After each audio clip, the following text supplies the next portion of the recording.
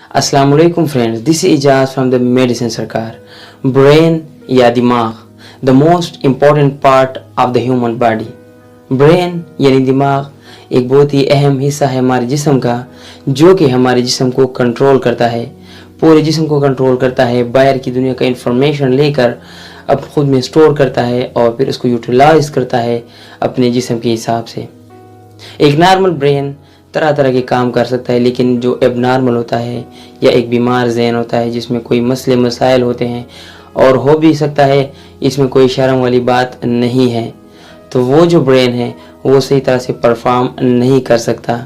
और चूंकि मैं बता चुका हूँ कि जिस्म पूरा ब्रेन से कंट्रोल होता है, तो फिर पूरे जिस्म पर इसका इम्पैक्ट पड़ता है, बैड इम्पैक्ट पड़ता है। अब ब्रेन को ठीक करने के लिए बहुत सी मेडिसिन होती है, उनको ठीक करने के लिए बहुत ही बेशबहा मेडिसिन है, क्योंकि ब्रेन जो दिमाग है इतना वसी एक ऑर्गन है, एक हिस्सा है जिस्म का, जिसको ढूंढना बहुत मुश्किल है। पूरा उसके मसाइल उसको समझना अल्लाह का करिश्मा है, कुदरत का करिश्मा है जिसने ऐसी चीज़ पैदा की है एक छोटी सी जगह में। अब इसको ठीक करने के लिए बहुत सी मेडिसिन है, जिसमें से एक मेडिसिन है ओलनाज़ेपाइन। ओलनाज़ेपाइन क्या है, ये कैसे काम करता है, ब्रेन को कैसे ठीक करता है, क्या साइड इफ़ेक्ट्स है, असरात क्या है, ये तमाम बातें आज हम इस वीडियो में जानेंगे। लेकिन उससे पहले एक इम्पॉर्टेंट नोट्स, बहुत से लोग पूरे जिस्म की किसी भी बीमारी को बिलाझिझक शो करते हैं, कहते हैं कि मुझे फ़लाँ मसला है, मुझे गुर्दों का मसला है, मुझे मैदे का मसला है, एक्सेट्रा एक्सेट्रा। लेकिन जब बात आती है दिमाग की, तो फिर सब लोग अपनी बीमारी को छुपाते फिरते हैं और कहते हैं कि मुझे कोई बीमारी नहीं है या दिमागी बीमारी नहीं है, जो कि गलत है। हमें वैसा ही बिहेव करना चाहिए जिस तरह हम बाकी आज़ा की बीमारी के टाइम पर करते हैं, लेकिन हम नहीं करते, जो कि बहुत ज़्यादा नुकसानदेह फैल है हमारे अपने जिस्म के लिए। तो इसलिए कोशिश करें, झिझक को ख़त्म करें। जब भी आपको किसी दिमागी प्रॉब्लम हो तो आप डॉक्टर के पास जाया करें, किसी से मशवरा करें, शर्माने या झिझकने वाली कोई बात नहीं है। तो मेक श्योर वीडियो को एंड तक देखिएगा, लाइक और शेयर जरूर कीजिएगा, चैनल बनाए चैनल को सब्सक्राइब करें, बेल आइकन बजाइएगा ताकि हर वीडियो की नोटिफिकेशन सबसे पहले आपके। जैसे कि मैं बता चुका हूं कि ओलनाज़ेपाइन या ओलाविन, अब ओलनाज़ेपाइन एक जेनेरिक नेम है, यानी एक फार्मूला है, और इसके बेस पर बहुत ज़्यादा दवाइयाँ बनती है। लेकिन इस टाइम जो मेरे पास दवाई है वो है ओलाविन 5 mg। लेकिन इसके अलावा भी और मेडिसिन है, जैसे कि ज़िप्रोक्स, रेलप्रियो, ज़िप्रोक्स, ज़ाइडिस, ये कुछ मेडिसिन है। इसके अलावा भी बहुत ज़्यादा सैकड़ों दवाइयाँ हैं जो किसी फार्मूले पे बनी है। तो ये जो दवाई है ये दिमाग के जो मसाइल होते हैं, जो बीमारियाँ होती हैं, जो डिसऑर्डर होते हैं, उसको ठीक करने के लिए इस्तेमाल की जाती है। लेकिन जैसे कि मैं बता चुका हूँ कि दिमाग के बेशबहा बीमारियाँ होती है, तो उसके लिए एक दवाई काफ़ी नहीं होती, उसके लिए आपको बहुत सी मेडिसिन यूज़ करनी पड़ेगी। मुख्तलिफ़ मेडिसिन मुख्तलिफ़ डिसऑर्डर के लिए इस्तेमाल की जाती है मुख्तलिफ़ अवकात में। तो इसलिए ये बात बहुत इम्पोर्टेंट है। कुछ लोग समझते हैं कि बस एक या दो दवाइयाँ खाकर शायद दिमागी बीमारियाँ ठीक हो सकती है अगर आप एग्जैक्टली वही दवाई सेम डिसऑर्डर के लिए इस्तेमाल करें। अब जो ओलनाज़ेपाइन है ये भी ऐसे कुछ डिसऑर्डर के लिए इस्तेमाल की जाती है।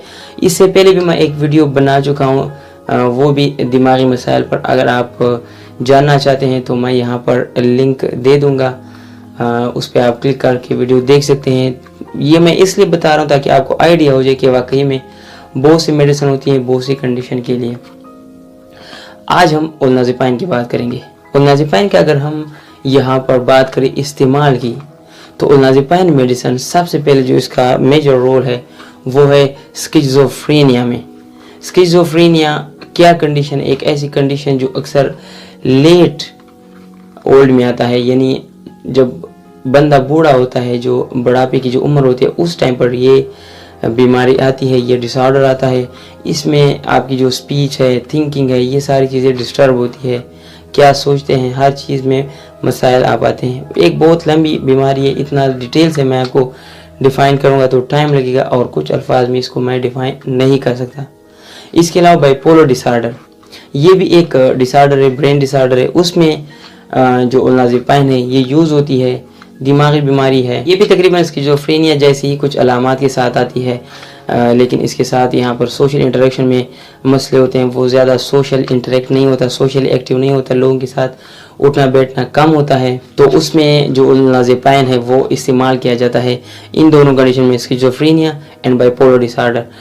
आप यूट्यूब पर इसके हवाले से सर्च कर सकते हैं कि ये दोनों क्या कंडीशन है, उसके बाद आप डिसाइड कर सकते हैं कि या समझ जाएंगे कि क्या मसला है स्किज़ोफ्रेनिया और बाइपोलर डिसऑर्डर में। इसके अलावा जो एंटी डिप्रेसेंट मेडिसिन होते हैं जिससे डिप्रेशन ठीक नहीं होता, यानी अगर आप अकेले उन मेडिसिन को देंगे तो उससे डिप्रेशन ठीक नहीं होगा, उसके साथ डिप्रेशन के साथ एंटी डिप्रेशन मेडिसिन के साथ उलनाज़ेपाइन कंबाइन करके अगर इस्तेमाल की जाए तो डिप्रेशन के जो मसाइल है वो ट्रीट हो सकते हैं, मदद करते हैं उसको ठीक करने में जो डिप्रेशन की बीमारी है। इसके अलावा ये हेलुसिनेशन को ट्रीट करने में भी हेल्प करता है।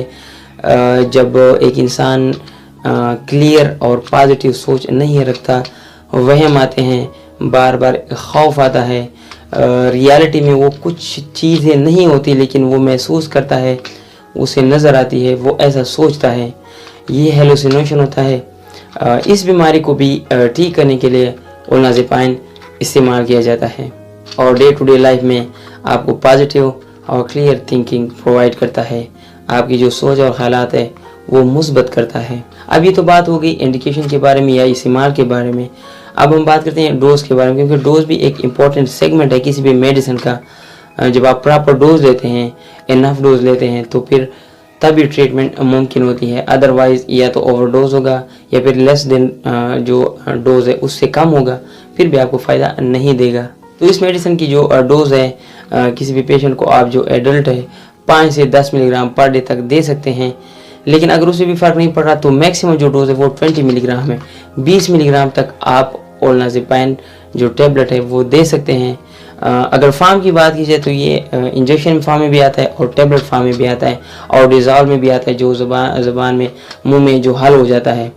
तो इन तीनों फार्म में आता है, किसी भी फार्म में आप इसको ले सकते हो। अगर साइड इफ़ेक्ट्स की बात की जाए, साइड इफ़ेक्ट्स में बहुत ज़्यादा साइड इफ़ेक्ट्स है। एक चीज़ जो मैं अक्सर बार बार कहता हूँ कि साइड इफ़ेक्ट डजंट मीन कि तमाम जो मसाइल है वो आप पे असरअंदाज होंगी। साइड इफ़ेक्ट से मुराद है कि 100 बीमारियों में से 1-2 मसले आपको हो सकते हैं, वो भी 100 में से 2 या 3 पेशेंट को, यानी 2 से 3% रेशो होता है साइड इफ़ेक्ट्स का किसी भी पेशेंट के ऊपर। जो आपको फ़ायदा दे रहा है वो कितनी अच्छी बात है। तो इसलिए किसी भी साइड इफ़ेक्ट के बारे में ज़्यादा परेशान होने की ज़रूरत नहीं है आपको। साइड इफ़ेक्ट्स है जिनमें आपका बीपी कम हो सकता है उलनाज़ेपाइन की वजह से, और ज़्यादा भी हो सकता है। आपको सुस्ती आ सकती है, गनूद की आप पे आतारी हो सकती है, ड्राउजीनेस हो सकता है, इंसोम्निया यानी बेख्वाबी हो सकती है, आपकी नींद में खलल पड़ सकता है। इसके अलावा मुंह भी खुश्क हो सकता है किसी भी पेशेंट का जो उलनाज़ेपाइन इस्तेमाल करते हैं, और बदहज़मी वगैरह हो सकती है। ये कुछ साइड इफ़ेक्ट्स है मेजर जो मैंने आपसे डिस्कस किए। अदर देन दैट अच्छे खास साइड इफ़ेक्ट्स है और मैं इसको नहीं डिस्कस करूँगा क्योंकि आप लोग परेशान ना हो जाए कि इतने ज़्यादा साइड इफ़ेक्ट्स क्यों हैं, तो इसलिए ये इनफ है, ठीक है। इसके अलावा अब यहाँ पर बात करते हैं कुछ इंटरेक्शन के बारे में, ड्रग इंटरेक्शन के बारे में। ड्रग इंटरेक्शन से मुराद है कि उलनाज़ेपाइन बाकी मेडिसिन के साथ इंटरेक्ट करता है, और जब इंटरेक्शन हो जाए या रिएक्शन हो जाए, यानी वो एक दूसरे को पसंद नहीं करते, वो लड़ते हैं पड़ते हैं और फिर हमारे जिस्म को नुकसान पहुंचाता है। तो इसलिए कुछ ड्रग है जो इंटरेक्ट करते हैं आपस में। सवियर ड्रग है, वैसे तो अच्छी खासी यहाँ पर लिस्ट है उलनाज़ेपाइन के साथ जो इंटरेक्ट करते हैं ड्रग्स, लेकिन उसमें जो सवियर इंटरेक्शन करते हैं वो मैं आपसे डिस्कस करने वाला हूँ। पहले नंबर पर जो मेडिसिन है वो है apomorphine, number 2 bromocriptine, number 3 cabergoline, number 4 dopamine, number 5 levodopa, number 6 lisuride, number 7 ondansetron, number 8 पेट्रोलोक्सासिन, नंबर 9 रोपिनिरॉल और नंबर 10 सोडियम ऑक्सीडेट। ये कुछ मेडिसिन है जो ड्रग इंटरेक्ट पॉसिबल है उलनाज़ेपाइन के साथ, यानी इंटरेक्ट कर सकते हैं। और भी अच्छी खासी मेडिसिन लिस्ट है, लेकिन अगेन वही बात है कि ज़रूरी नहीं थे वो ये सभी इंटरेक्ट करते हैं, लेकिन फिर भी जब आपके पास इन मेडिसिन में कोई मेडिसिन हो तो आप डॉक्टर से रजू ज़रूर करें कि क्या मैं इन मेडिसिन में से किसी एक के साथ उलनाज़ेपाइन इस्तेमाल कर सकता हूँ। अगर डॉक्टर बोले हाँ तो आप यूज़ कर सकते हो। अब बात करते हैं कुछ प्रिकॉशन के बारे में, एहतियात के बारे में। अगर प्रिकॉशन की बात की तो पहले नंबर पर जो एहतियात है वो ये है कि अगर आपको लीवर डिजीज़ है, लीवर प्रॉब्लम है, तो आप उलनाज़ेपाइन को मत इस्तेमाल करें। अगर इस्तेमाल करनी है तो कम रोज़ इस्तेमाल किया करें, इससे आपके लिवर पर इफ़ेक्ट पड़ता है। कम करेंगे तो शायद इफ़ेक्ट इतना ना पड़े। इसके अलावा अगर आप डायबिटिक पेशेंट है तब भी आप इसको इस्तेमाल मत करें। आपको हाइपोग्लाइसीमिया हो सकता है, आपका शुगर कम हो सकता है, ज़्यादा भी हो सकता है, दोनों कंडीशन हो सकते हैं। अगर प्रेगनेंसी की बात की जाए तो क्या ये प्रेगनेंसी में सेफ़ है? प्रेगनेंसी की बात की जाए तो ये जो मेडिसिन है ओनाज़ेपाइन एनिमल्स में प्रेगनेंसी में सेफ़ है, लेकिन ह्यूमन में जो प्रेगनेंसी कंडीशन है उसमें अभी तक टेस्ट नहीं किया गया है, तो जो सेफ्टी है वो एस्टेब्लिश नहीं है। इसलिए जो सीन है वो कन्फ्यूजन वाला है, तो इसलिए आप इसको इस्तेमाल मत करें। अगर ब्रेस्ट फीडिंग की बात की जाए कि ब्रेस्ट फीडिंग में ओनाज़ेपाइन यूज़ कर सकते हैं तो नहीं, क्योंकि ब्रेस्ट फीडिंग में जब ये जो मेडिसिन आप देते हैं ये जो ब्रेस्ट मिल्क है उसमें एंटर हो जाता है और बच्चा पी सकता है, और बच्चे के लिए ये सेफ़ नहीं है, क्योंकि अंडर 13 ईयर जो बच्चे होते हैं उनके लिए सेफ्टी जो है ना इस्टेब्लिश नहीं हो चुकी है, तो कंफर्म नहीं है, तो कोई नुकसान हो सकता है। इसलिए प्रेगनेंसी और ब्रेस्ट मिल्क में यूज़ नहीं करना चाहिए हेपाटिक कंडीशन में, और इसके अलावा डायबिटिक कंडीशन, इन तीनों चारों कंडीशन में मत इस्तेमाल करें। बाकी मैंने कुछ डिटेल बता दी, इसके अलावा भी अच्छी खासी मालूमात थी, डिटेल है जो मैंने आपसे डिस्कस नहीं किया। वीडियो लंबी हो जाती है, आप लोग भी नहीं चाहते हो। अभी भी मुझे अच्छी खासी शिकायतें मिल रही कि मेरी जो वीडियोस होती है वो लंबी होती है, लेकिन मैं कोशिश करता हूँ कि तमाम जो एस्पेक्ट्स है वो उसको कवर करूँ, बेशक आप देखो या ना देखो। आई होप कि आपको वीडियो पसंद आई होगी। अगर पसंद आई तो प्लीज़ वीडियो को लाइक करें, शेयर करें, सब्सक्राइब करें। कोई भी सवाल आप कमेंट में पूछ सकते हैं, इंशाल्लाह आपको इंस्टेंट रिप्लाई दिया करूँगा, या किसी भी वीडियो में आपको जवाब दूंगा। आज के लिए बस इतना ही, अपना ख्याल रखिएगा, जी जा साएंगा आप, अल्लाह हाफिज़।